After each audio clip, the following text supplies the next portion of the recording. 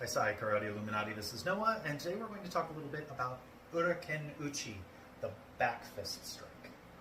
Now I see a lot of people do this strike as a full back of the hand strike. So they essentially lock their wrist in place so that it's good and flat, and they swing the strike into the target, making contact with the full flat back of the fist.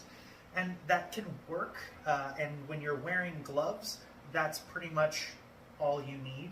But if you are working without gloves, if you are doing bare knuckle striking, there is a more effective way to do it.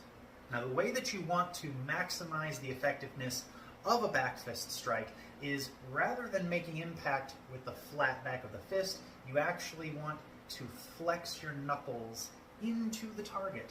So instead of hitting flat, you flex your knuckles into the target. So you're making impact with the two large knuckles of your fist rather than the flat back of your hand.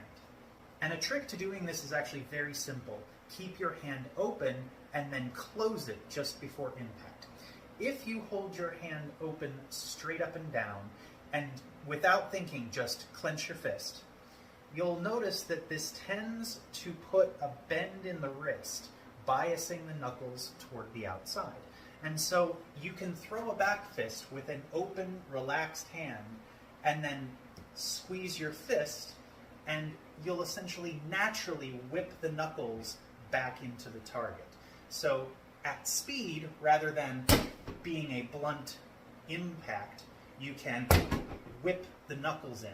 It requires less overall force because it digs in on smaller points, and it hurts more. But again, if you're fighting with gloves on, that essentially negates any benefit you would get from doing that, and you may not be able to if you're wearing wraps. So this is something that really only comes into play when you are striking bare knuckle, such as in a bare knuckle fighting arrangement or in self-defense. But it is the more classical way of executing this technique, and that applies whether it is striking this way, or even this way.